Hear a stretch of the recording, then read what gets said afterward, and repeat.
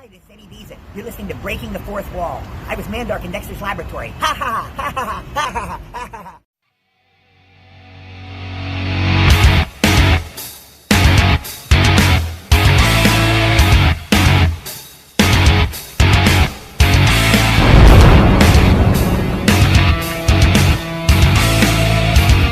You are listening to Breaking the Fourth Wall on Realm of the Mist Entertainment.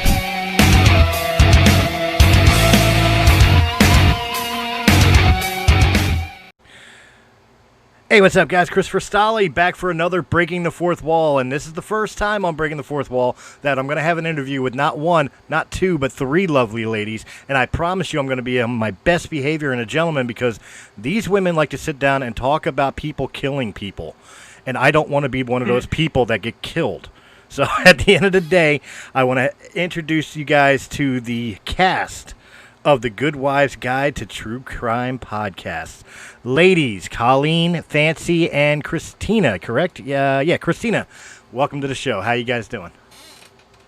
Doing great. Thank you so much for having us. Thank you for having us. Yes, thank you. All right, well, the first and foremost question I got to ask, and I know most people are going to ask this of themselves too, it's like, what got you into wanting to even associate with true crime? Like, before even the podcasting, what drew your attention to real life murder mysteries, if it were?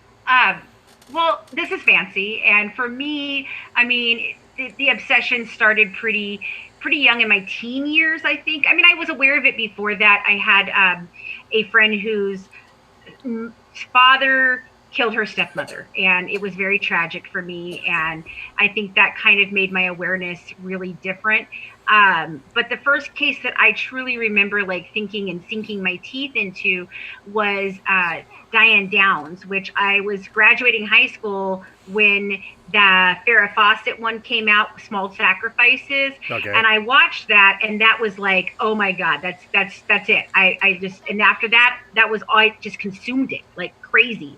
Anytime a news story would hit, I'd go and I'd research it and look it up and try and see everything I could watch on it. So, I mean, it started pretty early, but I think it really rooted back to the fact that I had actually been involved in something like that. Because the night that the murder of my friend's stepmother happened, I was actually supposed to be there, and I got grounded that night, and I didn't go. Oh, wow. So I could have potentially been there to witness that too. And I think that kind of got me on this path because he was a volunteer fireman. He was an amazing father, very kind heart. I'd never seen him ever be angry, nothing. And she, I loved her very much. We were very close, but she was a very henpecky kind of woman. She just picked on him constantly. She was kind of bullyish, and so I began to think, what made him snap that day? Because he just basically, what happened was he walked outside. They were in an argument. The kids were actually taping it, so it all got taped on like a recorder, like a tape recorder back in the day, because This is the early 90s. And so it was that he was arguing with her, and then he walked out to his truck. He got his gun out of the truck. He came back in and shot her in the kitchen, and then called 911 and said, I just shot my wife, And so that to me was, I think, my beginning of trying to figure out what causes a person to take another person's life. Okay. Colleen, how about you? We'll choose you next. So I'm a nurse. I'm also a nursing instructor for a local college here in Wisconsin. When I was in my undergrad, you have to take a lot of sociology and just random general education credits. Right. And ever since I was a little kid, I love history. It's just the subject I do the best in. I have a deep fascination with history. My dad is a paralegal, and so he had kind of criminal justice textbooks because he's like 41, so he's young. He had me when he was in high school. Okay. And so he had these books lying around, and as soon as I started paying attention to actual real life and kind of growing up as a preteen, I found them and started reading them, and it didn't disturb me or anything. It was just more fascinating. And then throughout high school, I took a specific interest in World War II, which then when I went into college, I got like a history minor in specifically the study of the Holocaust, but also the conflicts and different civil wars happening in the Middle East. And so I do a lot of research on war crimes specifically. Okay. And then learning about that has gotten me really interested in the true crime that happens in our own country and why all these criminal cases happen, what causes a person to do this. To me it's the same. Why does somebody become a serial killer? Why does somebody commit genocide? It's why. And so that's kind of where I got into it. And then afterwards let Fancy discuss how we all kind of got together. I was going to go there, and you were definitely jumping the gun because I definitely wanted to dig into the psychology of it a little bit through your ladies' own researches. But before we do, I definitely want to get Christina's take on what brought her into this. Some might say morbid hobby, but it really is more about statistics rather than like hero worship of a murderer or rapist. Obviously, I want to make that clear for the listeners. The ladies here are interested in the case and the facts, and kind of like you think of a TV show like Cold Case, almost like that mind frame. Exactly. I would think, Oh, for me, this is Christina. For me, it started, I was probably about 10 or 11, and I was one of those nerdy kids. So I used to love to read everything I could get my hands on. So at the breakfast table before school, I would grab the newspaper at 10, 11 years old, and I would read the newspaper. And there was a case in the late 80s in New York City. A little girl named Lisa Steinberg was abused and murdered by her adoptive parents, which they adopted her illegally.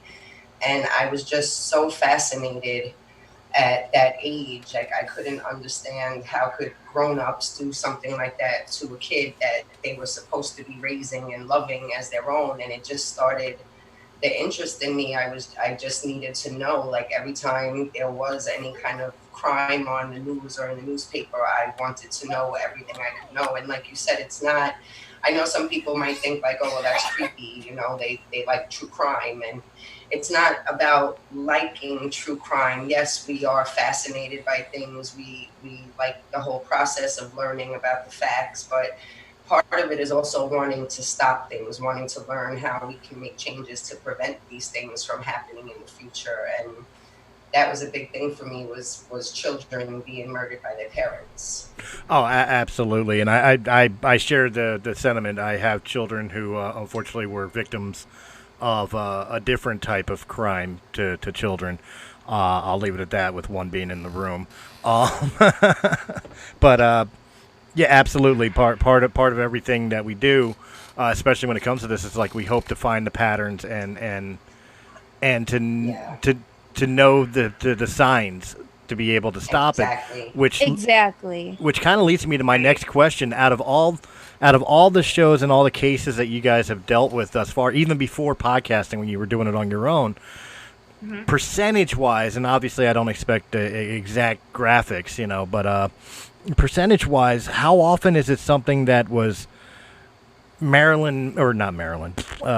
Charlie Manson, Jeffrey Dahmer premeditated, just pure evil, and how much of it turned out to just be like crime of passion? Like for example, when Fancy was talking about the guy who murdered his wife that she knew.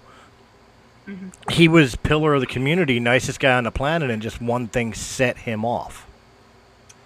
I mean, I think it's a really even balance between those two things. I don't think there's I can't give you like you said, I can't give you a statistical fact, because I don't really deal in that kind of looking at it statistically.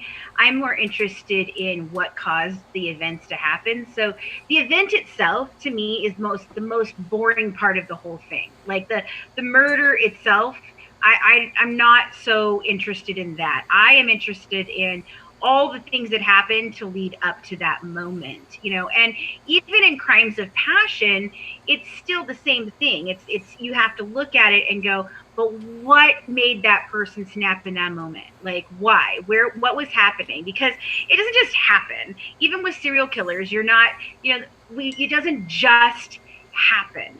There is a reason for all of these things. Now, we may not always understand them, but there definitely is a path of that happens, and that's what we like to look a lot into, especially on our YouTube channel, which is actually Murder by Design, because we look into these ideas of what causes a person to do this. How did they become? And I don't really believe that. I would say a very small portion of killers in all realms, serial killers, everything, there is a very small, very, very small portion that are actually evil from birth, that are born, as we call it, like a bad seed, right? No, it's really something that is created inside of them by a series of other events. Yeah, so I 100% agree with that. What we see a lot is more of crimes of opportunity, not necessarily planning.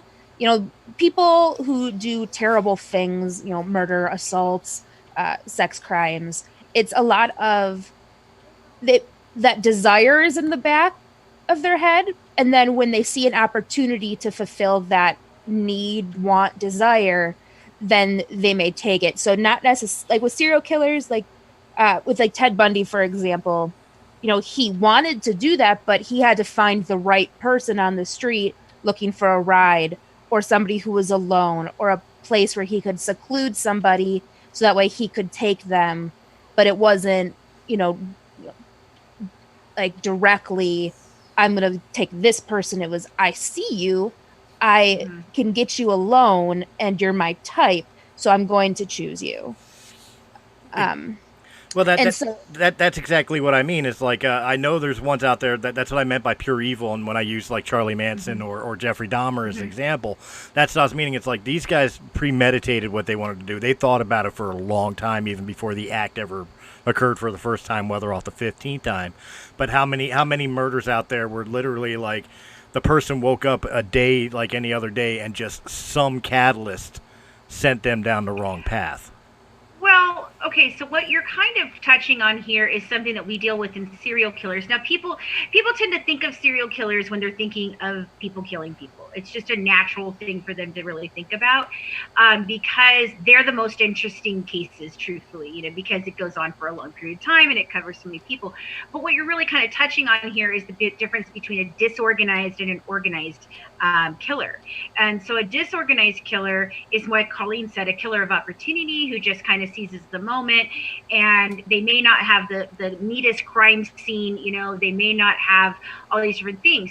But then a organized killer, that's a killer who plans it out to the letter. They're going to do this, and while they may not know the victim that they're going to take, they definitely have a specific methodology of what they're going to do, and it's every single time it's the same. When you're talking about something like that, that's like the Golden State Killer who was just arrested, or the Zodiac Killer, who they've never actually released who they think it is. I mean, there's a good possibility people know who it is, but they've never actually officially put anybody to being the Zodiac Killer. When you're talking about like Jeffrey Dahmer, yes, Dahmer was very organized. He planned it out and everything. But if you look into his life and what he went through, and there's actually a catalytic moment for him in his childhood. So what they say they think happened is he went in for some sort of surgery at the age of 6. And I can't remember exactly what that was, but he went in for this surgery. He was a really happy, sweet, kind kid, came back from that surgery, and there was a darkness within inside of him, and he was a completely different kid. So, I think obviously there's a lot of crimes of passion out there, but we don't hear about them, but even the ones that you would say is a crime of passion can still be, even in a moment, premeditated, because premeditation isn't something that's necessarily years or days or months. It can be a minute, and as soon as you make that decision of I'm going to kill this person right now, that's premeditation. So it can be in the moment of a crime of passion. Right, because with vehicular manslaughter, you don't intend to hit somebody with your car and kill them. That's just, it's a murder that happens that was could be at your fault or not at fault, but it's, that's a murder, but you didn't plan to do that. You didn't think about purposely killing somebody. Right. But, And for the listeners listening, that's why we have different degrees of murder and manslaughter charges on the based on the fact of whether it was premeditated, whether there was intent, whether it was accidental. There's a lot of factors that go into somebody's death that was caused by somebody else that comes into play. That's why somebody, for the sake of argument, not to go too deep into modern times, but like the George Floyd case, the reason they couldn't go for murder one on that cop is they cannot prove that it was premeditated. Correct. So that's the reason why there's degrees of murder charges, felony charges, and stuff like that, so that way they can fit the charge to the crime. Correct. I'm sorry, please continue. I just wanted to, I'm trying to educate people as I'm educating myself. No, you're doing good. You're doing great. You're doing fine. So obviously, I said I'm from Wisconsin. I live in Milwaukee. I have people in my family who had actually worked with Dahmer. I have been around where his building was. It was since demolished. There was no safe in that building. And so I'm, aware of this area he was in and kind of what was happening in the city at that time. And so we really like to, discuss why somebody does what they're about to do. And so in Dahmer's example, and I mean, everybody thinks about Dahmer because he killed and then ate people and then tried to make zombies. But he had that surgery when he was a kid. His mom was an alcoholic and abandoned him. And then his dad abandoned him when he was a teen and left him alone in their house. Right. And so he didn't have an emotional support system. He was a loner at school.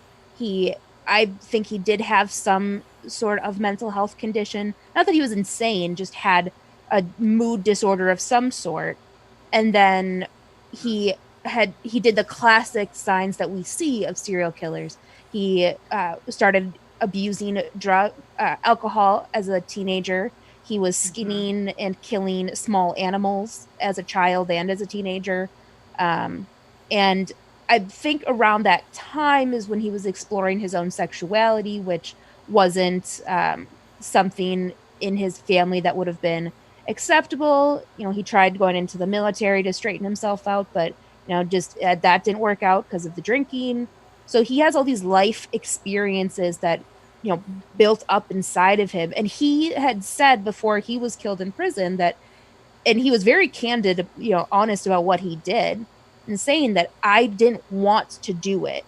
I don't like it. I didn't want to do it. It was just always there. And I just wanted to love somebody. That's why he wanted to create these zombies, because he just wanted someone to love him. Well, that brings up a very good point that I was going to bring up before, but since we're on Jeffrey Dahmer, we could start with him. I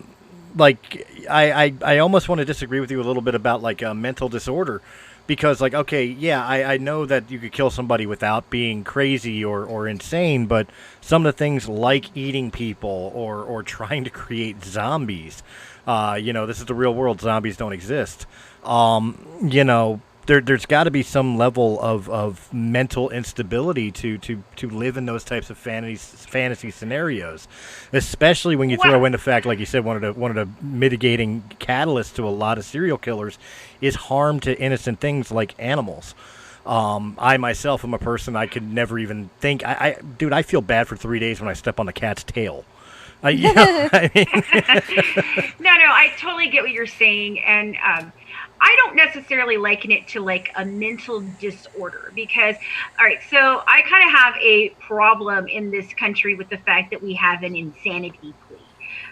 Because in my opinion, anyone who takes another person's life cannot possibly be in their right mind unless it's self-defense, correct? Right. So here's the thing, though. It's not necessarily that I'm chalking it up to a mental disorder, but it is very common that there are specific things and inciting incidents that happen to trigger these things in their minds. So for instance, you talked about Dahmer, and I told you, he had a lot of different things that happened to him. And when they start off with like animals, I think it's a trying to understand this urge that they're having, but they don't necessarily want to do what they're doing. So they're doing it in an attempt to maybe try to understand. It's disgusting and it's sad and it's terrible. And I think I have even more problems with hurting innocent animals than hurting people sometimes, unless it's a child, because it's just, they're so innocent and they don't know. Okay. But if you look at somebody like the Golden State Killer, for instance, who,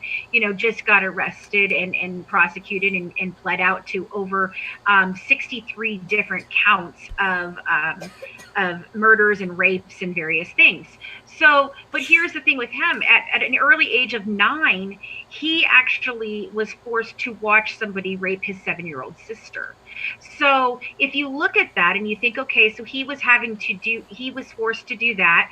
And then you think of what did he do to his victims? Well, in the beginning, it was just women, but then the police kind of said something that triggered him into a hold my beer situation, where it was right. like, oh, well, he's never been into a home that has a male or a dog in it. Well, the very next thing was a male and a dog, right? So, but then what he would do to the men in those situations was he would tie them up and put them in another room. They didn't necessarily have to watch, but they had to hear, and they were completely rendered helpless, which is what he experienced when he was young. Now, does that make it right? No, absolutely it doesn't. But it does give you some insight into his mind and what is causing that. Now, I don't truly think that that's like a mental disorder. Dahmer says, oh, I was trying to create zombies. Well, so does Lori Vallow. And if you look at the case that we've spent a lot of our time on, 4 years of an investigation into the Gypsy Rose Blanchard case, Nicholas Godejohn claims that there's a 500-year-old vampire living inside of him. Do I think that he really believes that? No. He has several different personalities, and what he does with these personalities is that he gives them each like an actual persona, so that he, in a way, each one of them say these things like, oh, it wasn't me, it was so-and-so, blah, blah, blah. And so you think about that, and it's like, well, the reason that they're saying I had a person inside of me, or I was creating zombies, or I have a 500-year-old vampire inside of me, is because they're looking for a way to kind of shirk the blame, and put it onto something else. Well, it wasn't me. It's not Nicholas Godejohn. No, it's Victor, the 500-year-old vampire, that did this. Does that make sense? It makes sense, but it also draws another question to the, I hate to use the term, but copycats to the serial killers like that. And one of the first ones I come to is the Colorado movie theater killer, the one who proclaimed himself to be the Joker. Yes. To me, it never felt like a mental instability, and it definitely never felt like something where he truly believed this multiple personality disorder or whatever it is that may have been for a lot of these other people, like the 5,000-year-old vampire, for example. To me, it was just like he used it as an excuse or as a scapegoat for his actions. Right. Correct. It definitely, it really, that's why we go, in depth on certain cases, or maybe only one episode on others, is because it all depends on the mitigating circumstances of their life and leading up to the crime they committed. And so when I talk, or when I say about, some sort of mental condition or mood disorder, I kind of think that there's a mental break at some point where reality shifts for them. So correct. That they know, like, something happened in their life that pretty much just shatters, the moral fabric in them. And it just causes a mental break where reality is not the same reality that the rest of us experience. And then they're, and if you look at scans of serial killers' brains, they look different or sociopaths, they look different than not sociopaths. So something is actually happening to their brain for them to think that way, and they have the capability to think that way, because not every sociopath is a killer. Most killers many of them become Many of the sociopaths go on to become, CEOs and lawyers and things like that, very successful people, because they have a drive and they don't succumb to the same kind of thought processes that everybody else thinks of, so they're very driven because they don't worry about all the other things. That's what they're focused on. Well, let's get Christina into this conversation. I'll ask her a question here if she's still available. I know she's on mute because she does have some issues in the background. All right. Oh, now I lost my train of thought. The question I was going to ask you, in your experience in studying a lot of these cases and everything, I can't help but draw parallels to a lot of the actions to the cases that I've known, which are the cases I know are the ones that like most people know, without doing much research. Yeah, but you can't help but draw very, very similar parallels to the crimes also being in a sexual nature, in a sense. Like the murder was sensual and sexual to them. I don't mean necessarily that there was always a rape with the murder or something. I mean, like, the act of the murder itself was almost like a sexual release for them. Would I be correct in that? Well, we actually saw a lot of that in the Gypsy Rose case with Nicholas Godejohn, because there was a sexual aspect. There wasn't actually a rape, but that was an aspect of it where he wanted to do certain things. And there's even on her body, it appears as if he tried to write in blood, like to leave his signature almost. And we know that there was a sexual aspect to it. And there were also questions in the interrogation that let you know that they found evidence that there was a sexual aspect to it. So I definitely think that that's something that we see a lot. And it, so a couple of things, like I wanted to expand on what Colleen said about these serial killers and the trauma and different things and the scans of a sociopath. So one of the things with serial killers is most serial killers have some sort of brain frontal lobe trauma before the age of 21. So again, that would speak to Dahmer and his, changing at 6. But what Christina is saying about the sexual component, now when you're talking about a crime of passion or somebody that knows somebody, and they murder them, like a wife or a husband, necessarily that's not going to be there, But when you're talking about these serial killer types of things, it's not really sexual. Now it translates to sexual for them in a way that it's something that makes them feel, good, and it's a sexual, it's a sexual like it's a release. Satisfaction. Yeah, sexual release. Yeah, but it's more about power than anything for most serial killers. It's a sense of feeling superior. It's a sense of being more powerful than, especially in something like Ted Bundy. So Ted didn't do anything to these women other than murder them, and he did it viciously and brutally. And you know why? Because he could. That's what his whole thing was. Like, he just wanted to see how much he could do.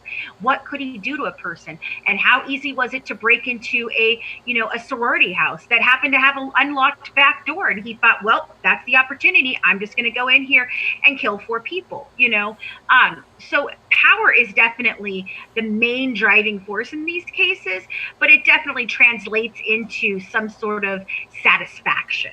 Well, so with Bundy, like Bundy did have some necrophilia with his victims after they were dead. The thing that we do see very common is that when a serial killer or multiple murderer kills somebody, and it's kind of like a plan or an idea in their head, it's typically they are not killing the victim. They are killing somebody else. Like whether it's their mother, their father, sister, aunt, grandma, girlfriend, they aren't looking at this individual like, I don't like you, Karen, I'm going to kill you. They're like, no, you look like my mom and I hate my mom, so I'm going to kill you and take out my anger feelings on you and substitute you for my mom. See, that was going to be kind of my next question, especially with the kind of follow up on the sexuality, was the fact that, like, do a lot of serial killers and killers in general, notwithstanding the domestic violence out of control, but on average, like you said, with the girlfriends, the ex-wives, the mothers, the whatever, is that part of their focus and fixation, and in turn also part of their sexuality, like the girl that turned them down on the prom. And for a second point, I know we've talked a lot about like guys who attack girls, as far as like serial killers are concerned. But there's also the opposite. There have been some female serial killers, maybe not as publicized, but there have been as well. And were their victims also female, or were they male as well? How often is it that it's usually violence against the opposite sex as opposed to same-sex murders? I mean, you definitely really have to look at the specific cases.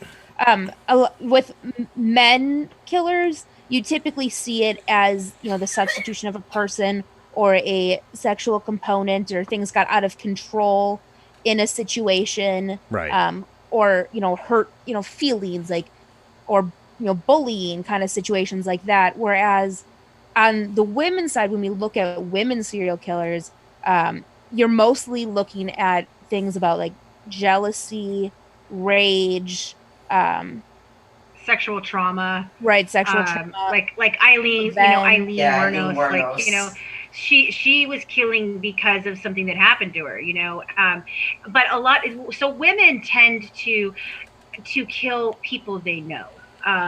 That's one of the reasons why there are so few women serial killers. And even the serial killers other than Eileen, like I'm thinking about something I talked about today, was Mary Beth Tinning, who killed 9 of her children before she was arrested for killing the 9th child. And basically, they were chalking all these deaths up to SIDS, like sudden infant death syndrome, Right.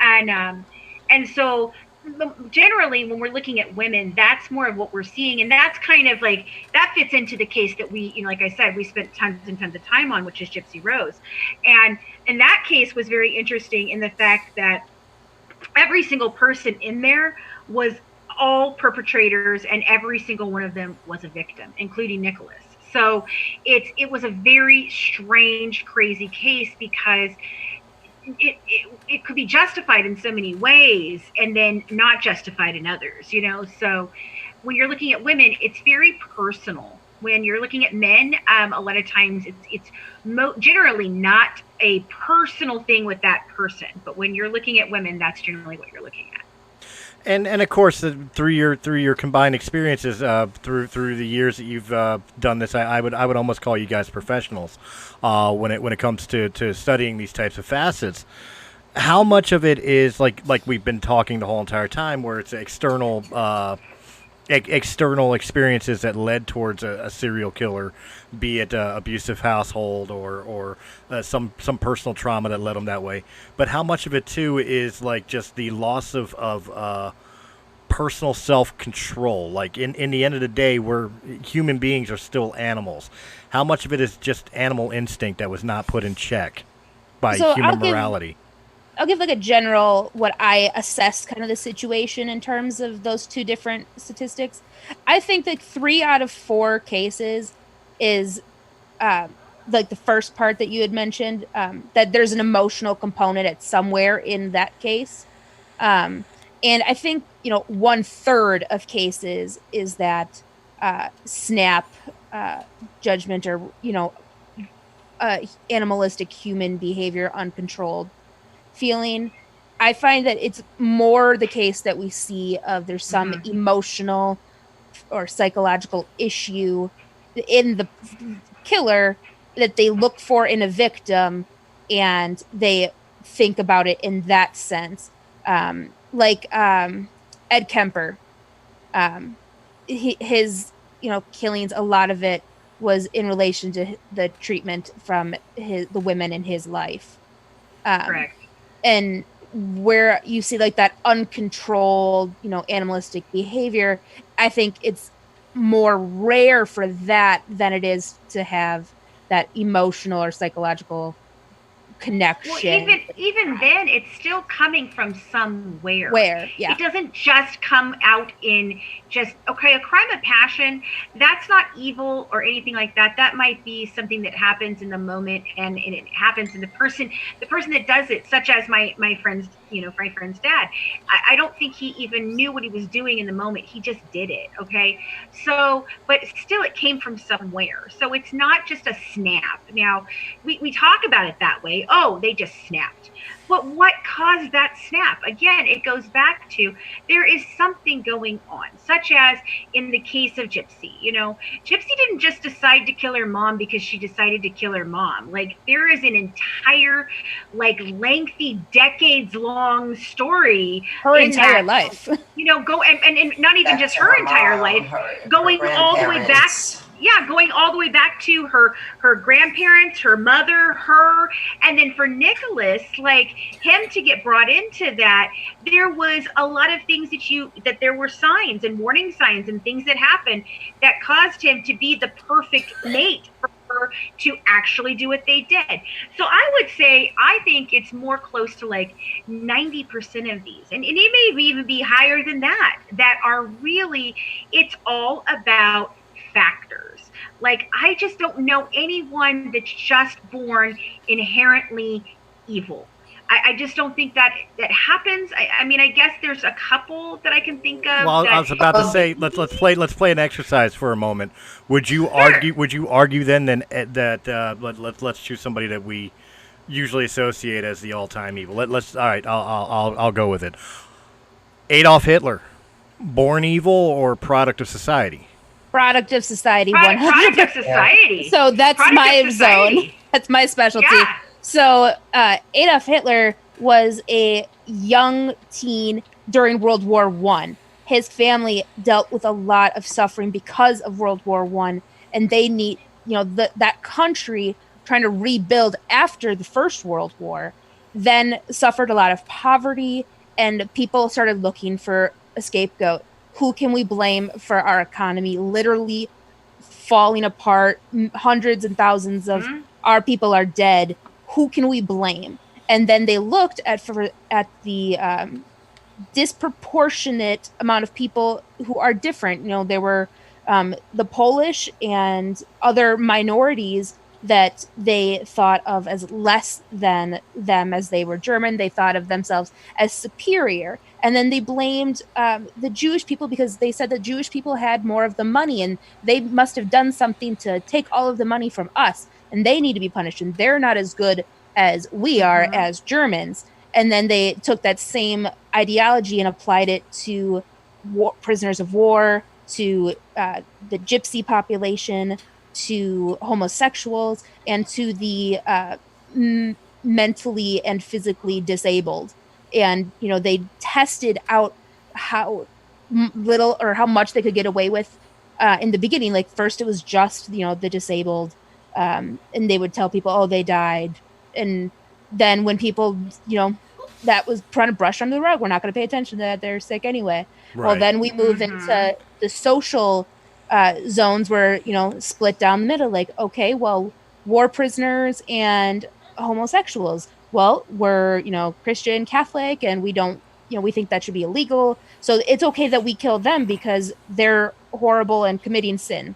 And then you're getting away with more and more and more murder and starting, the genocide. Oh, gypsies, they're dirty. They, travel around, they're disease, okay, well, we can get rid of them. And then they start rounding up all of the Jewish people in Europe to then say, they're the problem with our economy. They're what's going to keep the rest of us down and drag society down so we can, and you put this propaganda into, the media over time. It wasn't just, one day they started just shipping the Jews in trains to concentration camps. It was multiple years of the politicization of that, and having, posters, videos made, pretty much getting the public to believe that they are less than human and it doesn't matter what we do to them. And so once you get society to that point, then, they just kind of blank it off and don't, like, they know it's happening, but they're not going to say anything about it because their life may be better now. Right, but that kind of helps it describe the rise of the Reich itself. I'm meaning the man himself, Adolf Hitler. What was if he wasn't born evil? What was the catalyst that changed him from somebody who was trying to help the German people to the vindictive mass murderer Antichrist that we know of him as today? Well, it looks like This goes back again. Let me say, this goes back again to that whole idea of power. Okay, so I believe that Hitler really truly believed that he was doing the right thing for his country, and he thought that he was going to come in and fix everything, and he was going to fix the problems, and he wanted to have a beautiful country and that was flourishing economically, all these different things.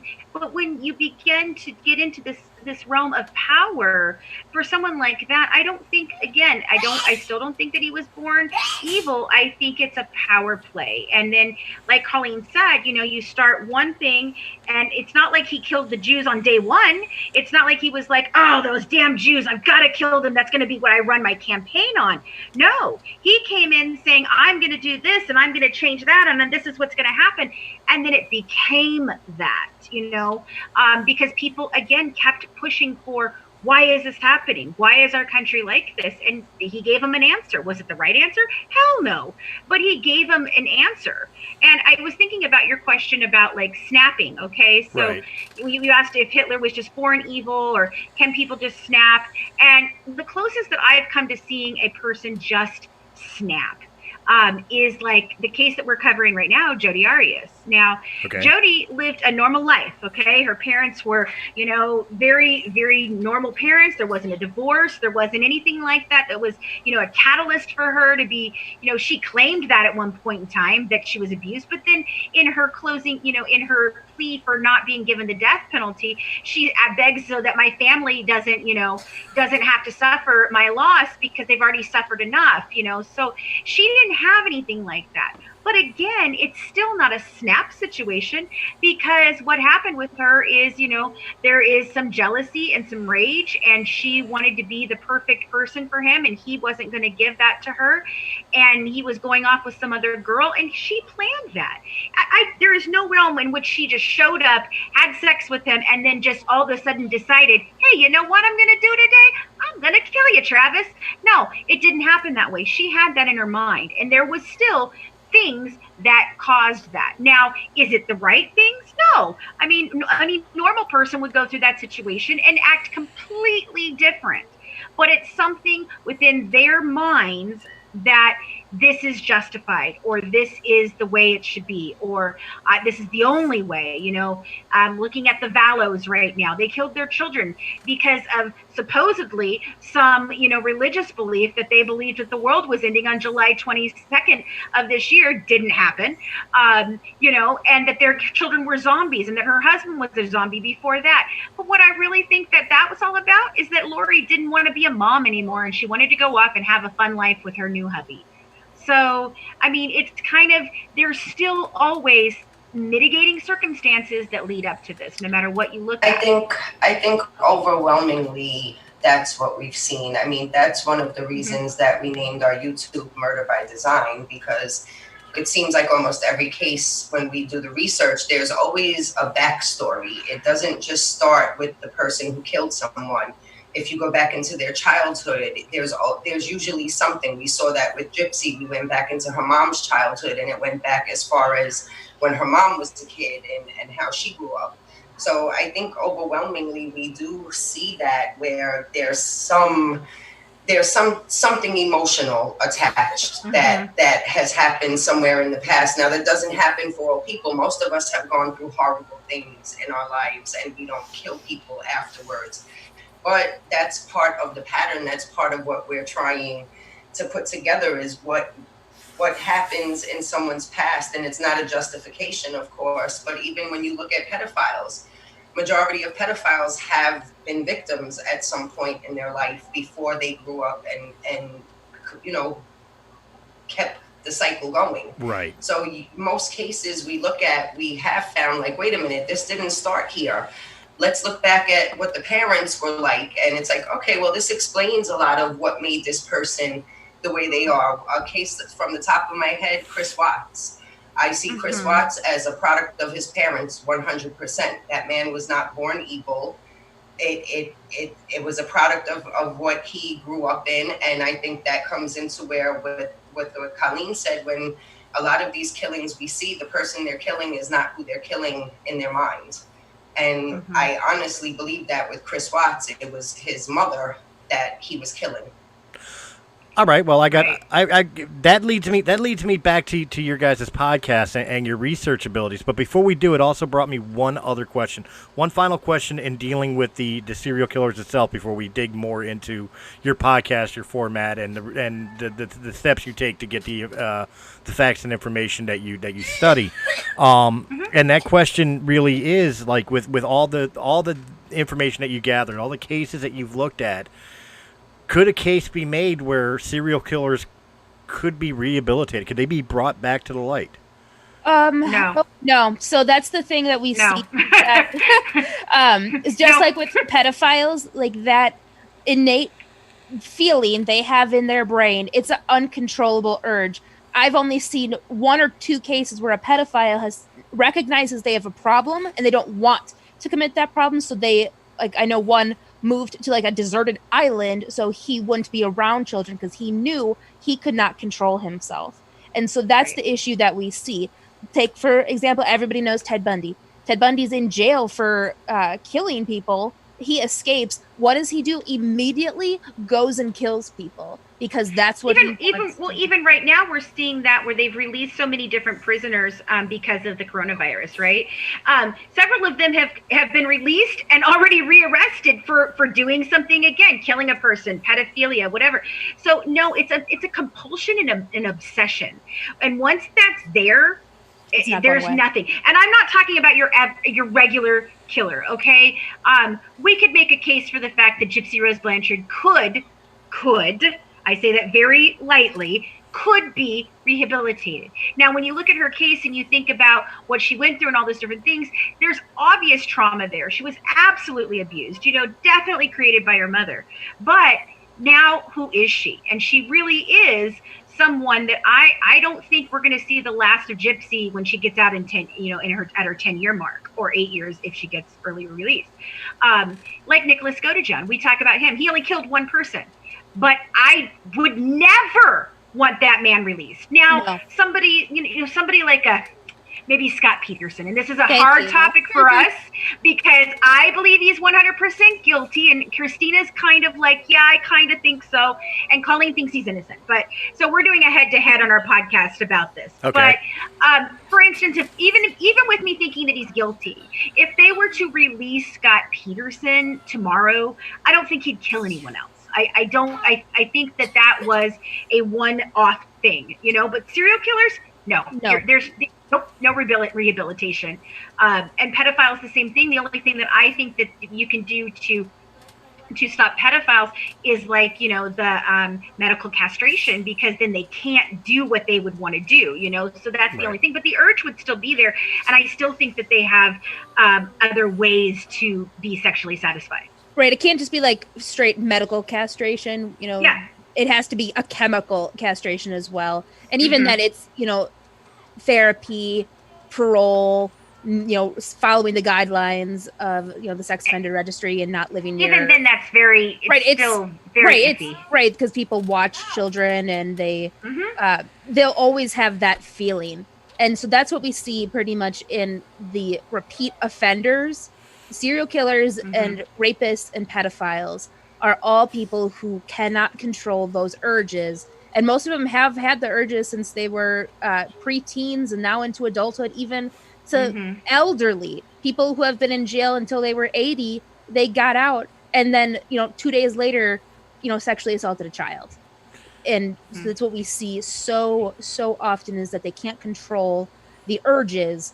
And so they're just going to re-offend. And especially if they've been in prison before, they know what it takes to be arrested and if they can or cannot deal with the prison system.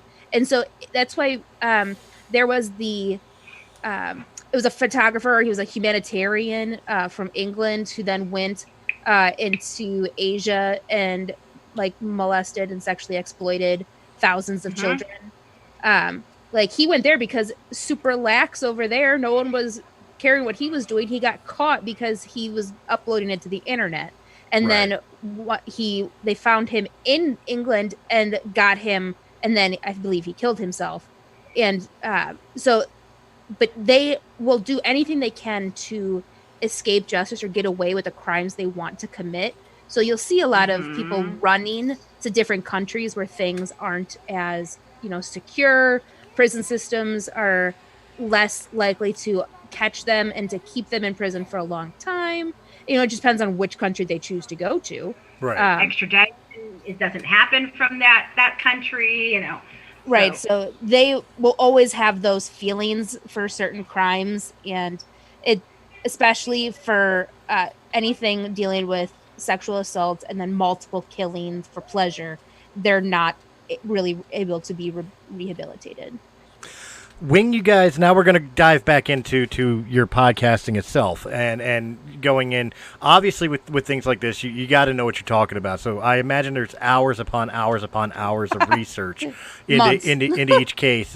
That was being generous. But I imagine, like, where do you mostly get your information? Like, the thing that made me ask this is, like, obviously I know, like, the case files, once they're completed, are public record. Anybody can go find a case file to a closed case. But, like, going in and finding out, like, the family history of these people, like, we're not to give away exact sources, but how do you get a hold of these things? Do you interview the families, or? Yes.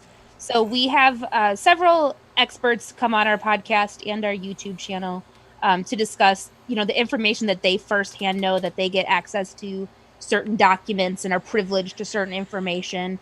And they won't share things that are confidential that they're not allowed to share with us. Right. But they will share what they can that isn't in the public domain, but it's not, illegal for them to tell us. But we also do go, the extra several miles to reach out to victims, to reach out to families, to reach out to lawyers. So in the Jodi Arias case, we interviewed and we continue to interview Kirk Nurmi, her defense attorney. Oh, wow. With the Gypsy case, we spent, years with the family and the lawyers and HBO and the towns they each lived in, the communities, the doctors. We got really super in depth with that. And then, so we, on our YouTube, we just covered Alyssa Turney. We interviewed Sarah Turney, the one who's fighting to get justice for her sister. Okay. And so we really look into all aspects of what we can gather from all sides. And so we have a lot of people who do, like, forensic death investigators, FBI, the prosecuting attorneys, judges, defense attorneys, so they can bring together an entire picture of a case on each aspect, and all of them brings their expertise knowledge into the amount of knowledge we already have. But we get the information, in legal ways, but we really go several extra miles to make sure it's accurate and from, the correct sources and reliable sources. I got to. Right, so we're not just like doing a Google search and calling it a day. So, like with Gypsy, like I said, we spent 4 years on that case. It's almost 5 now, and I spent hundreds and hundreds of hours doing things. The girls spent hundreds of hours doing things. Colleen spent hours and hours and hours and hours just going through every single medical document, and that was signed over to us by Gypsy. We had to petition for those, and we had to fight for those. It almost went to a point where we were going to have to go to a court case for her because Dee Dee had actually, and that's her mother, had actually made it so that nobody could get it. She closed the records so that nobody but her could get them. So we had to fight for that. We had to fight all the hospitals. There was one point in time, one of the hospitals came back and said, we don't have any records. And I said, I don't think so. And so then one of our nurses, she was able to look in the system to see that there were files there. She couldn't go in and look at them, but she could see that they were there. And so then she basically sent them another thing that said, hey, I know that they're there. They're definitely there. And then they screwed up because they sent back a thing saying, well, we don't have case number blah, blah, blah, blah, or file number blah, blah, blah, blah, blah, blah, blah. And I'm like, well, that's really funny because we didn't tell you that we wanted file number blah, blah, blah, blah, blah, blah, blah. We said that we wanted all files. And if you can tell me that there's a specific file number, then there's a specific file, because you don't just have an open file sitting around in your freaking, database. So why don't you send those over? And then immediately the next day, amazingly so, we were getting, an email copy of those documents. Well, so, yeah, so we go a long ways into looking into this. Well, you said something that like really sparked my imagination. I got to imagine, like what do these people, like talking to defense attorneys and judges and even some of the families of the victims or families of the perpetrator and everything else. Like what do they think about what you ladies are doing? I mean, when you approach them and say, hey, we want to review the case and talk about it on air, like, how do people normally react to that? Well, so most of the time, it's a very positive thing because, like with Sarah Turney, she's trying to get justice for her sister, so she wants to share that information. We also interviewed one of the only remaining surviving Ted Bundy victims, and giving them that opportunity to share their story from their perspective and be able to, not have it twisted by, people's narratives, but for them to share what they go through, what they went through, and how they cope, and what other people can do to help not just them but future other victims. And so I think it's most of the time, most of the time it's very positive. They want people to understand what's going on, because obviously you can Google any true crime case and there are speculative articles and there's accusations.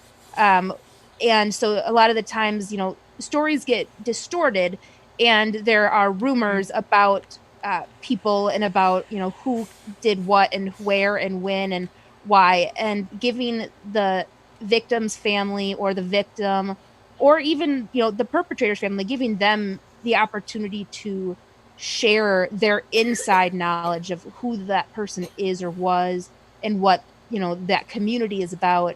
They're usually very, very receptive to wanting to tell their story. So that's what we try to do. Is we have questions that to keep on a baseline of what knowledge we want to make sure we get from people, right? But usually we just have them share their story, and then if they haven't answered kind of a question that we want to talk about, then we'll ask that. But usually they do a pretty darn good job of explaining their own case. I mean, it is a mixed bag, though. Like, okay, so let's take, for instance, we are the #1 experts on Gypsy Rose Blanchard. There's literally no one else out there that knows more about the case than our team.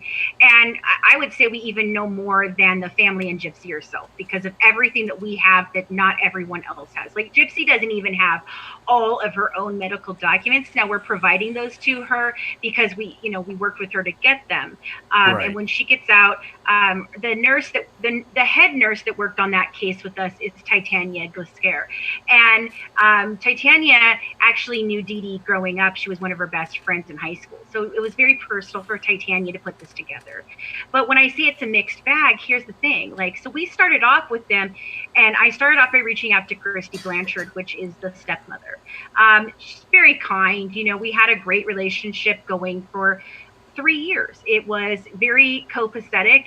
We had a great working relationship. They worked with me to get all kinds of different information. I spoke with Gypsy a lot, all these different things. And then it changed when we changed. So in the investigation, when I first went down to meet the family, the very first thing I told them was, look, I'm not here for a narrative story. Okay. So I don't want to do the narrative of whatever it is that I think this show should be, or what you want it to be, or what Dee Dee's family wants it to be. This is going to be the truth, the whole truth, and nothing but the truth, the good, the bad, the ugly. Right. And they were fine with that. And they were like, yes, that's absolutely what we want. Right until the point where that didn't align with their truth anymore. Yes. And when we started investigating and we found things of holes in their stories, of inaccuracies, of blatant lies, and just absolutely hiding of the truth, then they no longer wanted to participate. And they became, it wasn't even like, well, we don't want to do this with you anymore. It was, we're going to destroy you. And they tried to, and it was horrible. We spent the last, year of our life in hell, and we thought, okay, well, it's all over, and 2020 is going to be great. And then 2020 said, haha, let me raise you one, hold my beer, right. And it's kicked everyone's ass. But 2019 was a hard year for all of us. And we spent a lot of that time really arguing with the Blanchard family with other people because they did not like that our honest truth was the honest truth, and we weren't going to just sugarcoat it and tell the story that they wanted us to tell. Well, you raise a very strange question that I imagine has to weigh on your guys' mind with dealing with these cases. You're not dealing with just cold cases like the Ted Bundys or the Charlie Mansons that have been, dead and gone or never see the light of day again. Like with this recent case, you have somebody who you've been in contact with, associated with, everything else that is going to see a parole date not too far in the future. Don't you worry about you and your family's safety, especially exposing some of these truths that they didn't want exposed? No, I'm always packing. So it definitely is something that we are aware, cautious of and aware of. We don't, give out our actual addresses or our personal numbers. But it's more in the sense that it's a lot of the cases we do cover, the perpetrators are going to be in jail for a very long time. And it's not just us they get mad at, it's a lot of other people too who are going to cover it. Like Leticia Stout with, the stepmom of Gannon who she killed. Like, she's still waiting on an apology from about to apologize for the murder she committed, because she says she didn't do it, but she did. So, those kind of perceptions are, in their mind, but she's going to be going to prison for life. And if she were to, life, but get opportunity of parole after 20 years, I mean, in 20 years, she's not going to know who we are or that we talked about it. Will Gypsy? Well, yes, Gypsy is going to know that we communicated with Gypsy for years. So she knows, her family knows, everybody knows that we have that knowledge. And I'm hoping as that Gypsy grows older that she will seek out some sort of help. She hasn't yet. Nobody's pushing her to get that help while in prison, and she definitely needs it. She was traumatized a lot as a child and growing up and had a very dysfunctional life that she does need mental help with. She's physically healthy. The whole her outer and inner physical health, she is perfectly healthy. It's her mental health that now needs the focus. And so we're all very hopeful that Gypsy will get the help, at least in the future, and hopefully become a productive member of society. We do have concerns that if she doesn't, she could be at risk of not necessarily killing somebody, but being a victim of abuse herself again, or taking out feelings on somebody else, because she was controlled by her mom for a very long time. And so a lot of times when you have victims, that they're comfortable being a victim. And so that's like domestic abuse survivors deal with that. She's also become a sociopath. I mean, yes, there's no doubt about it. She's very manipulative. She's become a sociopath. So yes, okay. So for your answer, Gypsy has my home address. She knows where I live. She knows my phone number. She knows all of those things because I dealt with them for 4 years. And I was very close with her stepmother for a very long time. Am I worried about Gypsy Rose Blanchard? No, not really. Like I said, I mean, I'm always packing, so that's one. But two, no, I mean, seriously, like I definitely feel that I'm not Dee Dee Blanchard. I can defend myself, Right. But beyond that, I don't think that I look at it as if we're just like anyone else who deals in criminal justice, law enforcement, true crime. We're just the same. We're investigators, and this is what we do. And, we are very professional about it. And I would say, especially in the Gypsy Rose Blanchard case, we're experts, and so I do think that there is a level of, could Gypsy come after me? Sure. But do I think that I'm worried about it? Am I looking over my shoulder every day going, oh shit, she's going to get out and I need to worry about this? No. Now, am I going to her parole hearing? Yes, I am. And I am going to her parole hearing with a very specific reasoning is Titania and I have decided that what we're going to do is represent the Petrie family, which is Dee Dee's family, who feels that she has done absolutely no things to, rehabilitate herself, get any type of help, and the Blanchard family has not encouraged this in her, and if they have, not to any success. It's Right. like, oh, Gypsy, should definitely go and get some help, but then nobody actually does anything, and I don't think they really care if she is better. But here's the thing: is we're going to go to the parole hearing because originally Titania wanted to go and she wanted to present stuff to keep her in for the extra 2 years. And when we first started this case, we all were like, Gypsy should be released now. She needs help now, and she's not getting help in prison. Well, then we found out that she could have gotten help in prison and chose not to. So then that changed things for us. And then, so when I started thinking about, well, if she stays in the whole 10 years, because she has to do 80%. So she's up at parole for 8 years, Right. or she does the whole 10. Okay, well, if she does the whole 10, then the justice system no longer has any control over Gypsy Rose Blanchard. There's no parole officer. There's no nothing. She just did her time and she's out. Right. So nobody will know what happens, when she does that.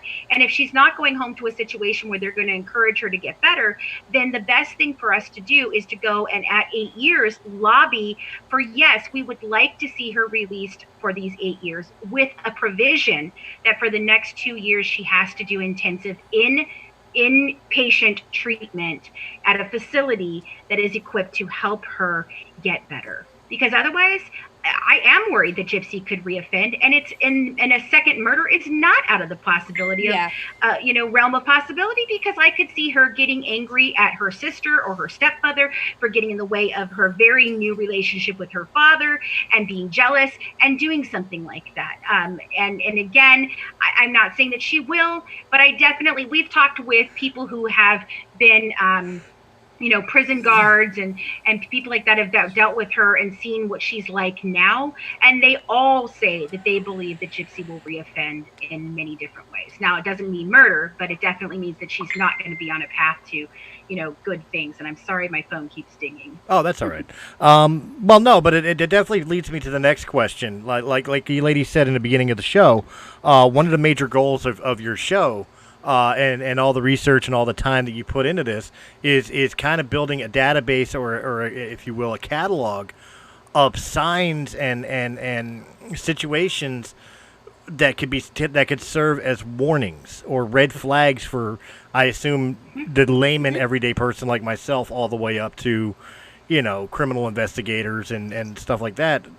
What, if anything, can you release? Like, what have you found out? What patterns have you found that would be red flags for somebody if you're walking down the street and saw somebody and they were exhibiting certain behaviors that you would feel confident in saying, like, that's a potential problem? So it depends on what you're seeing, because a lot of people have social kind of anxiety and social problems where they may, look at the ground and shuffle or walk slowly or stare at you for a long time. And that doesn't, mean that they're thinking about hurting you. It just means that they are socially awkward and don't know how to approach situations correctly, which is so common in the world, but especially in this country. It's more so if people know, your friends, your family, if you see that you're 8 years old or, preteen teenagers have an interest in, killing or finding dead animals, doing more like science-y experiments on living things, or then seeing, abuse. If you have 2 kids and the older one is very aggressive to the younger one, or kids that and teens who don't feel like consequences apply to them, or that they're very manipulative and try to lie and are successfully good liars as a young person. And then knowing, somebody's life circumstances. Did they suffer any abuse or trauma? Do they have a mental health disorder? Do their parents have a mental health disorder? If you're being raised by a schizophrenic parent or a bipolar, or in like Lacey Spears' case, or like Gypsy, Munchausen by proxy. What is their personal life. So it's not necessarily, strangers on the street can, identify, a criminal. It's more the people in your home and in your community. If you know somebody and they're exhibiting these kind of warning signs, it's, that's the time to approach the people close to them. So if you're, a family friend or the neighbor and you notice that the teenager is doing these things, and you notice it and maybe it's a pattern or you've seen it several times, then it's, more of a responsibility, if you can identify that's happening, to communicate that to the parents. Be like, hey, I saw Jimmy in the backyard. He killed a cat and he cut it open, or he found this animal and has been collecting roadkill and burying it in the backyard. Well, I also think that we have to have a closer look at mental health in this Yes. country. One of the things with the Gypsy case is, if you go back and you look at Dee Dee, there were signs that Dee Dee was a sociopath, absolute 100% signs, and everybody just ignored them. It just was an ignoring, and it wasn't like a sociopath who you're like, okay, well, they're sociopathic, they don't have the same thoughts and feelings and stuff. There was mean sociopathic tendencies from very young age with her. Now, a lot of that was caused by her mother and even encouraged by her mom. But I think that at one point in time, when I was still on good terms with Gypsy, she wrote me a letter, and one of the things that she had said was, because I had changed from the focus of our show that we were originally creating. So when we started off, we weren't doing a podcast. We were going to do a TV series and an after show, like discussion, like a Walking Dead, Talking Dead kind of thing, right? But our after show would have been with panelists that had, experts in fields like, justice reform and psychologists and things like that. So that's what we were looking to do. And we still are. We're still working on that. But it ended up being a podcast for a whole different reason. But she wrote me a letter because I changed my view of being, this is the Gypsy Rose Blanchard story, to, well, we can't explain the story unless we go all the way back. And that's to Dee Dee. Right. And so for what it was Dee Dee like as a child, how did she grow up? What happened? Why did she do this to Gypsy? And what caused Gypsy to be the way Gypsy is? So when I talked to her about that, she begged me. She said, I just want you to know that my mother is still my mother, and please don't just portray her as a monster. And well, my answer back to her was, I would never, because Gypsy, your mom was a classic sociopath from a very young age. And instead of somebody seeing that and saying, wait a minute, what is wrong with this child? Why is she behaving this way? What can we do to stop it? Let's go get her some help, because it's such a bad thing, especially back when Dee Dee was young. It was you didn't talk about mental health. There was no such thing as bipolar or sociopaths or any of those things that they just talked about on a regular basis. That was reserved for, the crazy Ben. Right. But I told her, I said, if your mom had gotten the right help, I don't think we'd be sitting here. There is a way, like we talked earlier, some sociopaths become serial killers. Not the vast majority of them. The vast majority of them are extremely successful people. And that is because people in their lives helped them. I know somebody who has a child like that, and what they have done to help this child is to not even inform the child that that person is a sociopath, but to give them the tools that they need to be a successful human being and be a productive member of society, instead of going out and killing people. Well, I definitely know the answer to this, but I'll ask it anyway, because I know there's going to be a lot of people on here that'll say it.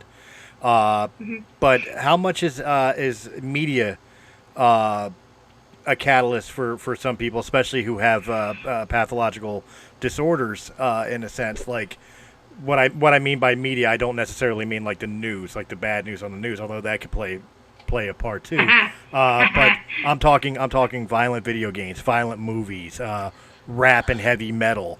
How in your guys' experience, how much has those influences help create the monster, if you will? I don't think it really has at all, because those types of media, video games and music, they're more outlets than influences. People have rage, or people are upset about most metal and rap music is about social justice. or, relationship issues. And so people identify with that, but it's, it's not like encouraging, like, go out and kill your sister. Right. And, well, even if you think about, like, they don't. Sorry. Let me say something about Yeah. the media, like the song part. So I just watched the whole thing about Biggie Smalls and Tupac Shakur, and it's still never determined whether or not they did anything to each other or not, right? But they didn't kill, those type of people that hang out with them or are influenced by them, whatever. They're not killing because they listen to rap. They're killing because it's a lifestyle they live. And it's not the lifestyle is not meant to be because of the music. The lifestyle is the lifestyle. That's just the music they happen to identify with. Right. So I don't believe that music is influencing them to be gangbangers who go out and kill people. That's not, I don't think that's happening. And Colleen can go on about, video games. I also don't think that somebody plays, like you just said, your son was playing Grand Theft Auto today, right? Mm-hmm. Do you think that Grand Theft Auto is going to influence your child to go out and steal cars and beat down women? When he was younger, maybe, because he didn't understand the right and wrong of it. Now that he's a little bit older and he understands, I was able to instill some. Yeah. But as a parent, you realized, hey, maybe my 4-year-old shouldn't play this game. Right. Right. That's why, industries have, PG-13 or rated M for mature. And the problem I think we do see in when people talk about, the media and does it influence people is what are we as adults and parents allowing our children or vulnerable people to do?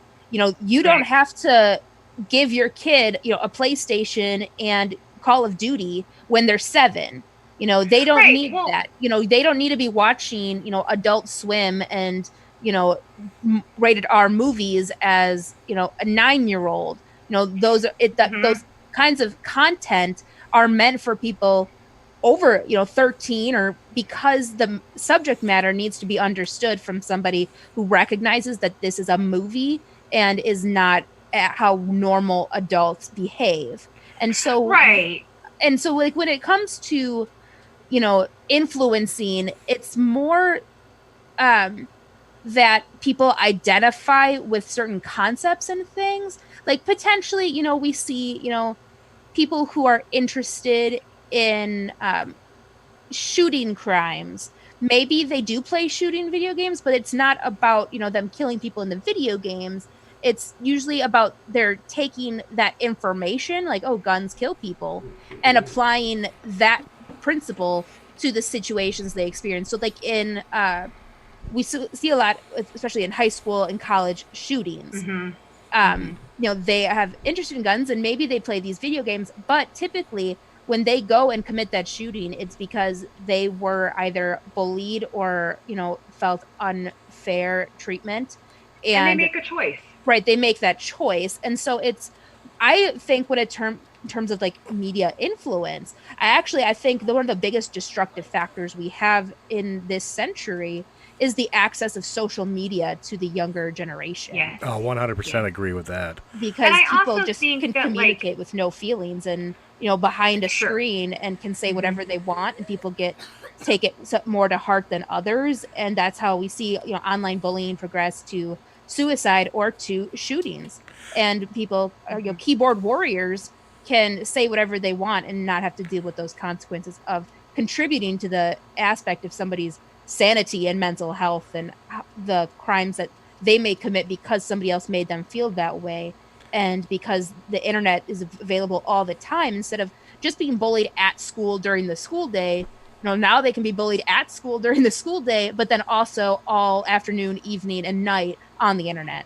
Well, I 100% agree with that because of the fact being on the internet myself and having young kids that, regardless of what I say to their mother, wind up on the internet anyway. I absolutely see that, and I agree. I come from a world where I think today's society, especially in younger children and millennials and the 20-somethings, they do seem to have this mentality that instant gratification without consequences is the best way I can describe it. And I think a meme on Facebook best described as too many people. Social media has made too many people comfortable with the idea that they can say whatever they want without getting punched in the mouth. And exactly.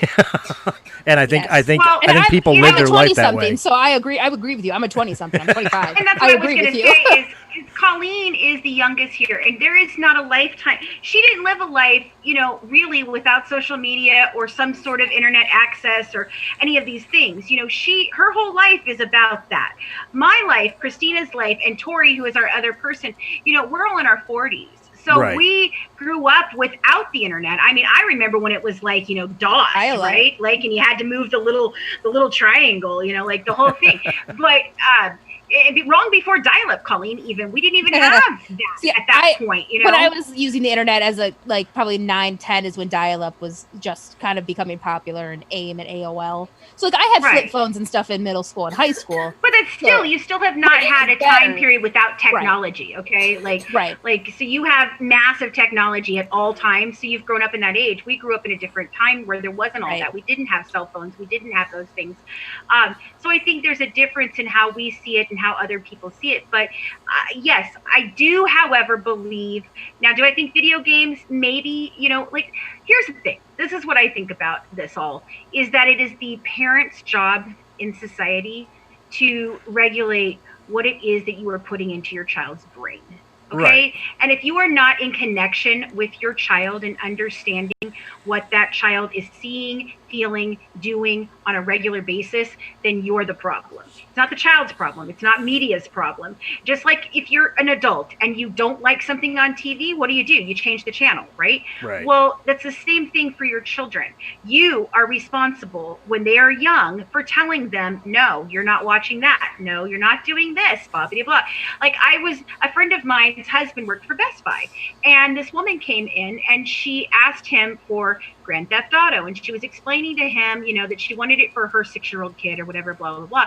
And he was like, ma'am, do you understand that this is rated, adult? And she was like, oh, yes. I just turned down I make him put it on mute so he can't hear the cuss words. And he looked at her and then he was like, are you serious? Okay, well, all right. And I'm thinking to myself, if that is what you think is the problem with that video game for your 6-year-old, you have more problems than I can deal with today, because the cussing is the least of your worries about that child playing that game. Exactly. So, and I think with social media, the same thing. I saved my daughter from going through a situation where she could have possibly been gravely injured, possibly even faced, if they had done enough damage to her, she could have ended up, dead from something that was happening on social media. And the only reason that it didn't happen was because I was in tune with my child. I checked her social media profiles. I wasn't like checking into her profile, but I had her on my, my friend's account where I could go and look at what she was putting out there and what were people doing with her and what was she saying. And I found out, and this is when she was in high school, and I found out that these girls were accusing her of creating this fake Twitter account and doing all this stuff, and the whole school wanted to jump her. Well, she wasn't in school anymore. She was being homeschooled for her last year of school because of some health issues and some different things. Right. And they had invited her out to this football game where the whole school had decided that they were going to go ahead and jump her. Well, it turns out the person behind all of this was her best friend, because she was jealous.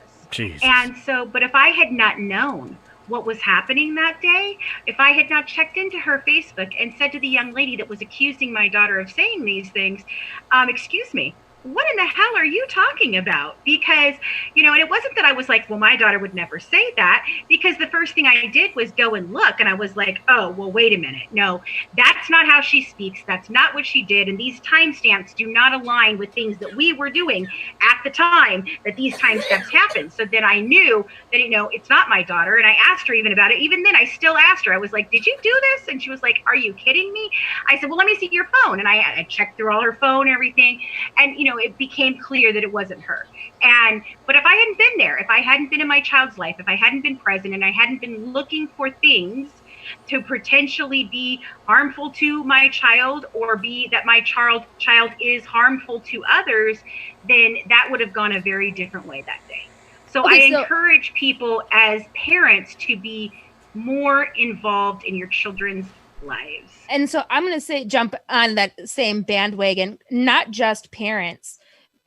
So I am younger. I'm 25. When I was in high school, I dealt with a situation where something I had said was taken out of context, and it really upset the people at my school to the point where they made a Facebook hate group against me, where the entire school was there just bashing me. A YouTube video was made, a t-shirt was made. I was beaten up at school. And it got to the point my bullying was really severe in middle and high school, where I had attempted suicide several times. And when I spoke to the school administration officials and telling them what was happening, they said that it was my fault, that I shouldn't have said anything. And they refused to do anything. And so it's not just, parent, yes,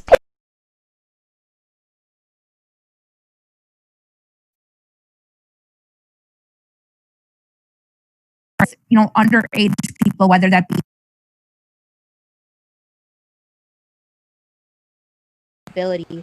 If you your principal cannot, ground you at home from your phone, but if you know that they are bullying people and somebody brings you the evidence of this is what they're saying about me online on Facebook, they're texting me these hateful things, they're making memes about me, and you show that, and then they say, well, you shouldn't have done anything, they're part of the problem too, because it's about all of society. It takes a village, so it's the responsibility of every person to address that abhorrent behavior of anybody. You see somebody beating somebody up, you stop. You see a car accident, you check to make sure everybody's okay.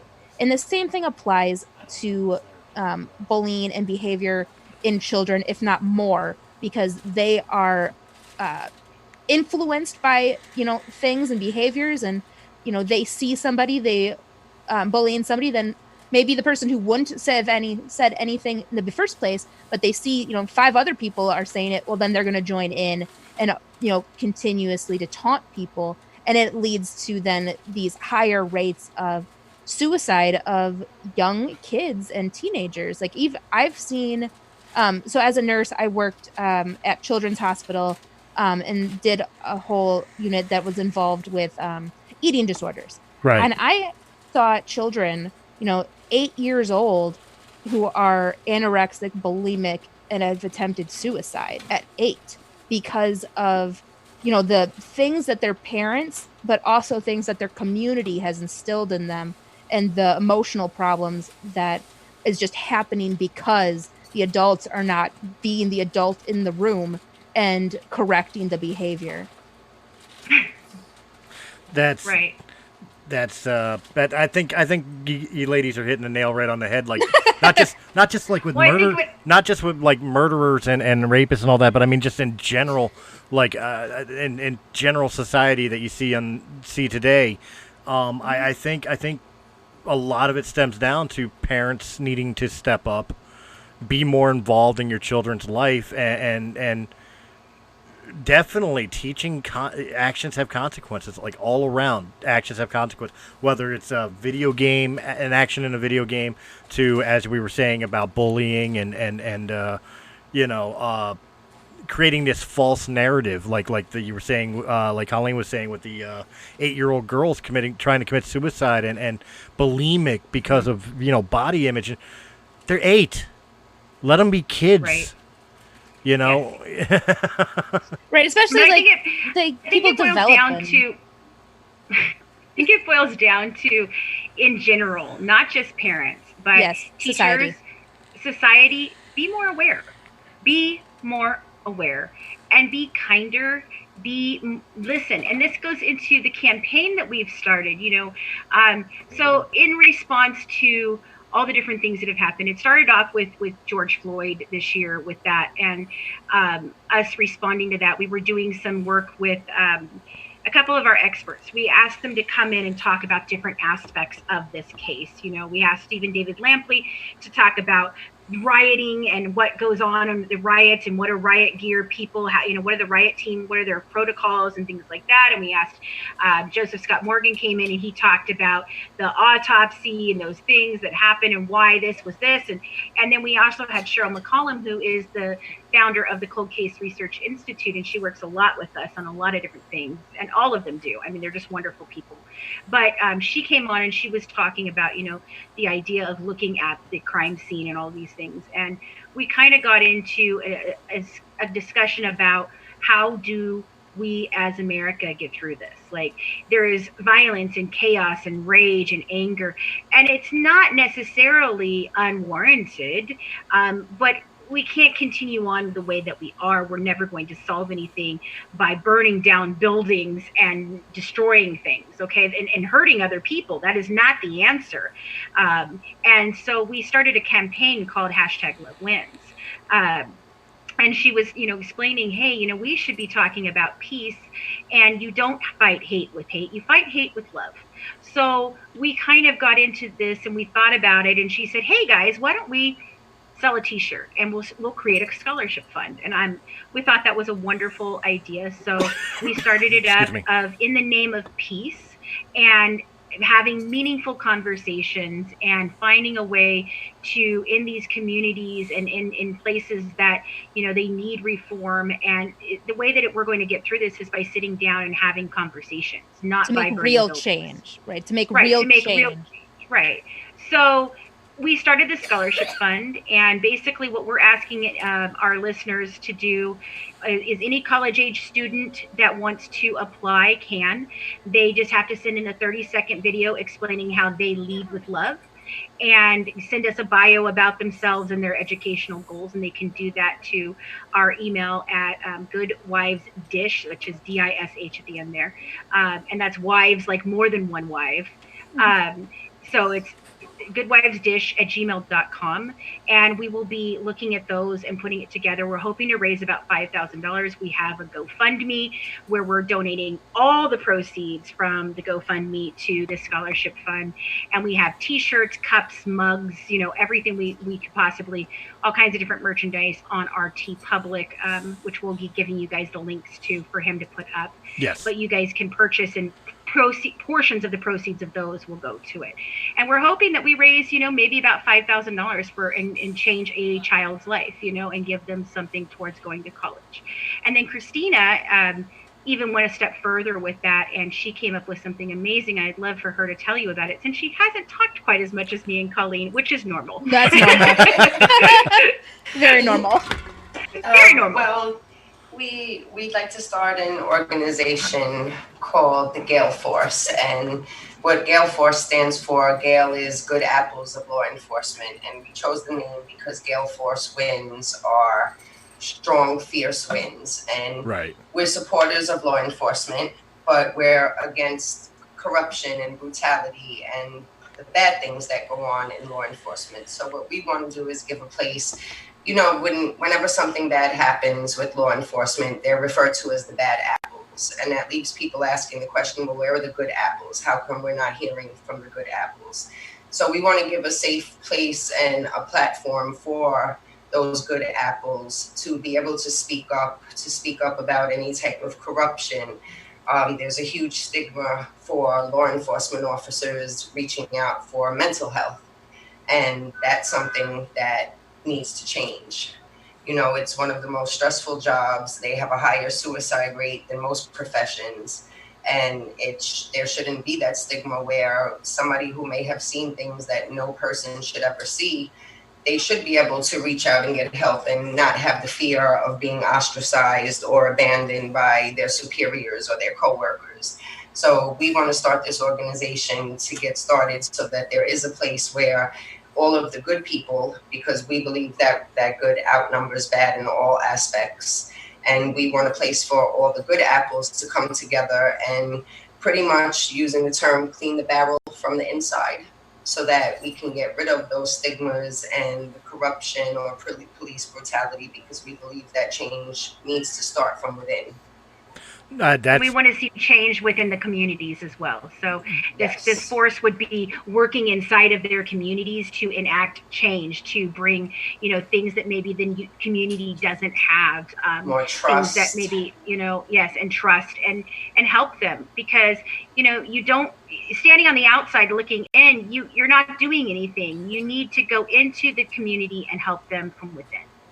I agree with that. I would venture to just go a step further for the regular community, not just the police department. I agree with everything Christina said.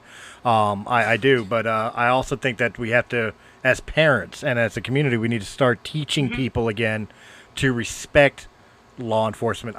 Statistically, and ladies, you can argue with me on this if I'm wrong. Statistically, a lot of the encounters where somebody winds up getting killed by the police, more often than not, is because the person is not complying with the police. Correct. And that's because of a lack of of respect for the authority of the police department.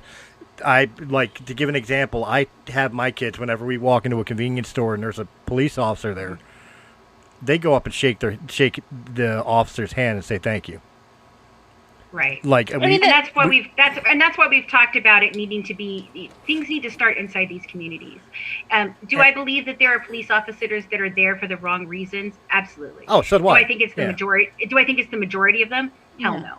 I don't. We work with some of the most amazing, kind, caring people, just the most giving and loving and wanting to help and do things for people that I've ever met, and that's law enforcement that we work with, and there's not been a single one of them that I've come away from going, man, that guy's kind of a jerk, or I don't want to work with that person again. We have worked with just amazing people. Well, that's what I mean. I think that it starts within these communities. It starts by changing how these communities view themselves, how these children are raised, and how law enforcement engages with them. Because I think if law enforcement is more like what we're talking about, of them going in and building a trust and understanding and helping this community, if they're going in and they're doing that, then it is more likely for the police brutality to go down. It is more likely for the communities to be raised up and shown that, hey, you know what? You do not have to give in to the gang on the street. You have opportunity to get out of a situation that you are in, because people do. Right. So if the police are a part of that and they are helping that community, I believe that will seriously take care of a lot of this problem. Now, do I think that police need better training? Absolutely. Oh, yeah. I think they need to be trained, okay, so maybe the police academy needs to be longer or not longer. I don't know about that. But what I can say is I think that training should not stop at the end of a police academy. Training should be ongoing forever and ever. Amen. Because that's where, just like your nurses, they have to recertify. Yes, real estate agents have to take recertification. Lawyers have to take ongoing classes for learn new laws. So why would we not expect our police officers to do the same thing, to understand new things, to help them with new technology, to help them with better understanding of a community, to help them with psychology and different things that could help them be more effective law enforcement? Right. I think the best thing that we can do is, and for not just, we as civilians, but for people in positions of power and people who are, the pillars of communities, of firefighters, police officers, soldiers, doctors, nurses, are essential workers, pretty much everybody, but especially the people who have more say-so in communities, to admit that when problems happen, admit that they happened, admit it.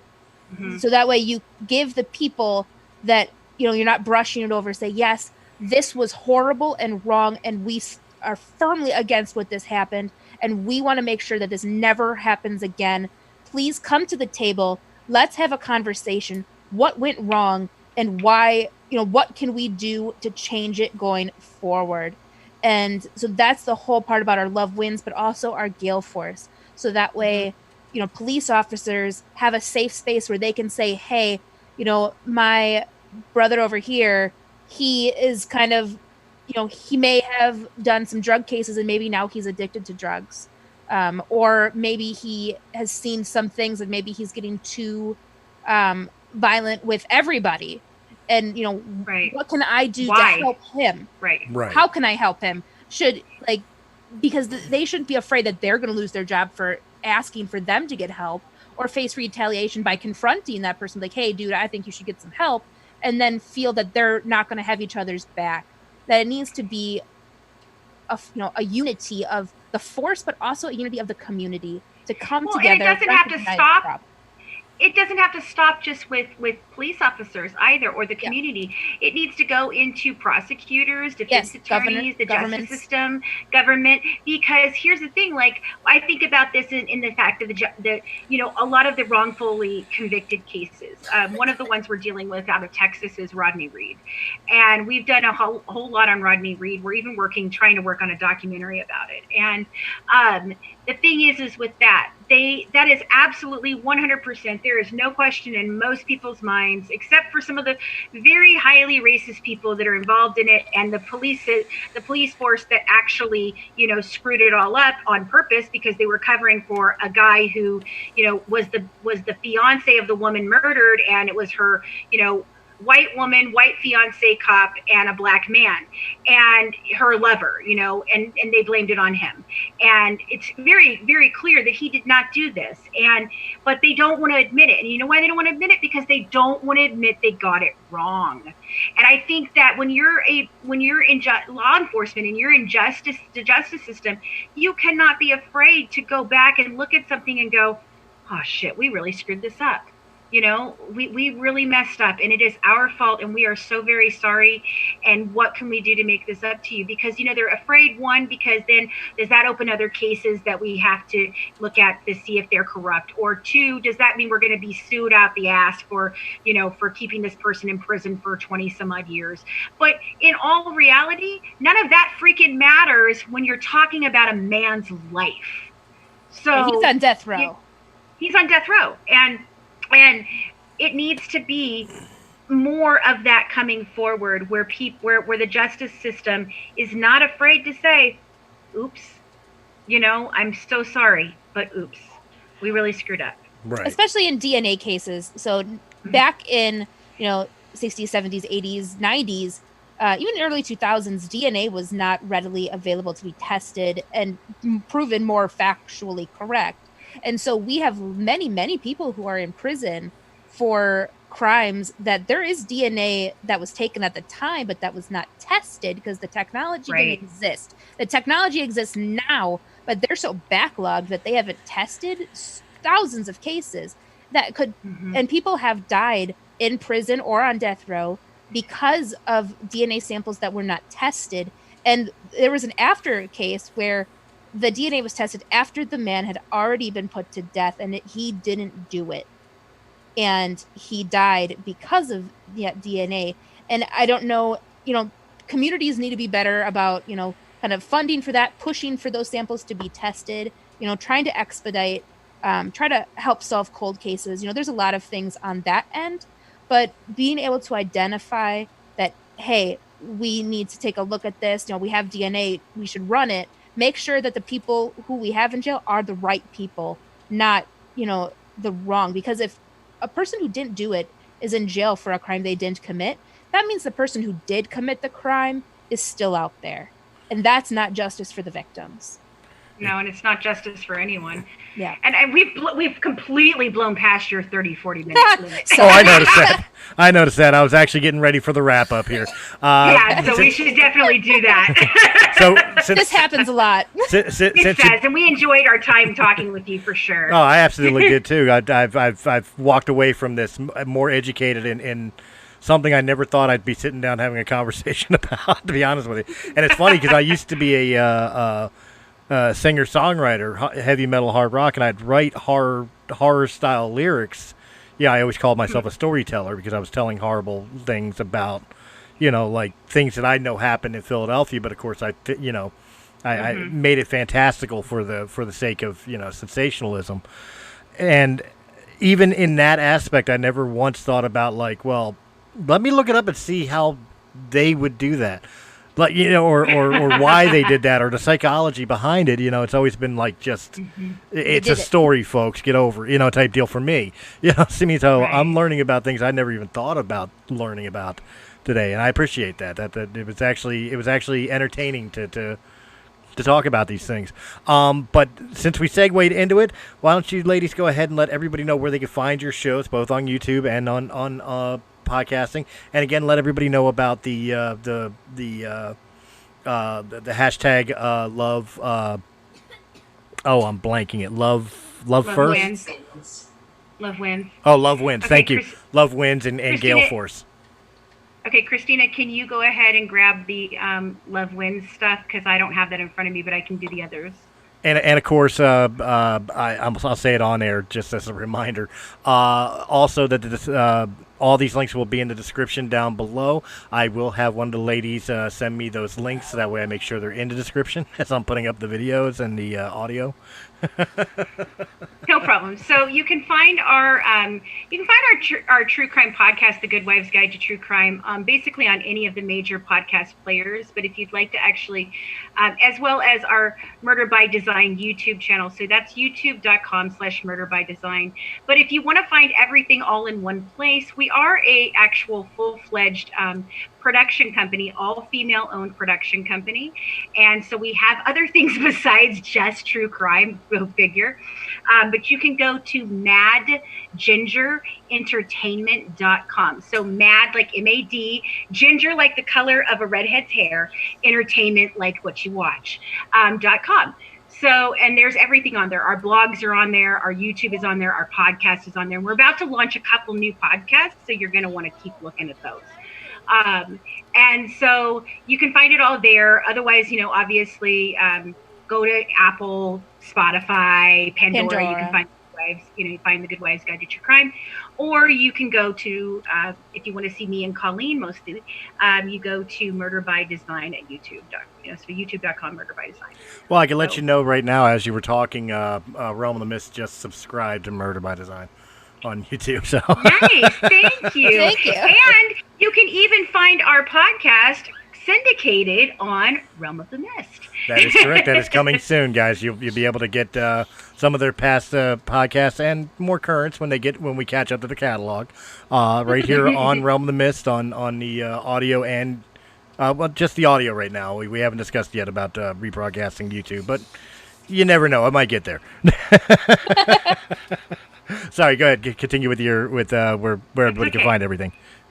Hey, Christina, you're looking for the things that we post when we do the Love Wins stuff on YouTube. Do you have those?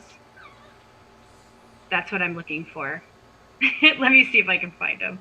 I'm sorry. It takes. I have them, but they're like weird links to read out. So they are extremely weird links to read out. So well, it'll be easier. Let's just do it this way. Yeah, just recap what they are and let them know that it'll be in the description down below. Right. It'll be easier on here. Well, sure. So our hashtag Love Wins obviously is the campaign, the scholarship fund. You can either send in your 30-second How You Lead with Love to goodwivesdish@gmail.com, or you can buy the merchandise on our TeePublic site or donate on GoFundMe. You can find that information on our Facebook page at facebook.com/truecrimewives. And then obviously Gale Force is something that we have in the works right now. Christina's foundation, we're looking to put that together. We're still working on that. It'll probably be a long time coming, but we definitely, if you are in that realm of something where you want to help out with something like that, if you're a nonprofit or you'd like to fund something, to do something like that, we're absolutely welcome to, you're welcome to send us anything at goodwivesdish@gmail.com. So how about that? And then the links will all be in the show notes, guys. So you can always go and check out those things there. Of course, and of course, I'll go ahead and give my typical Realm of the Mist spiel here. If you enjoyed this episode in any capacity, hit that thumbs up button, like, share, comment, subscribe. Check out all the other great podcasts of Realm of the Mist Entertainment, and of course, all our syndicated shows, like the up-and-coming Good Wives Guide to True Crime podcast, coming very soon. And of course, if you prefer your podcast in audio-only format, just check out Realm of the Mist Entertainment on Anchor.fm, Apple iTunes, Spotify, Pandora, iHeartRadio, or wherever quality podcasts can be heard.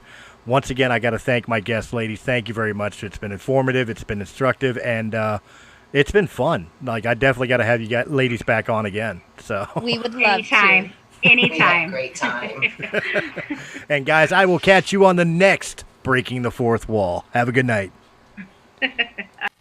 Hey guys, it's Chris from Realm of the Mist Entertainment. If you enjoyed this video, please hit that thumbs up button. Like, share, comment, subscribe.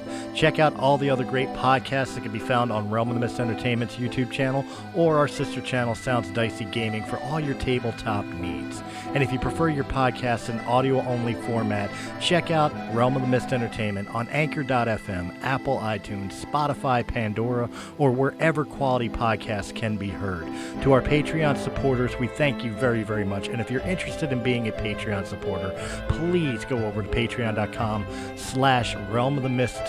And just $1 a month gives you exclusive content and helps our channel out greatly. Guys, again, thank you very much for joining us, and we will see you on the next episode.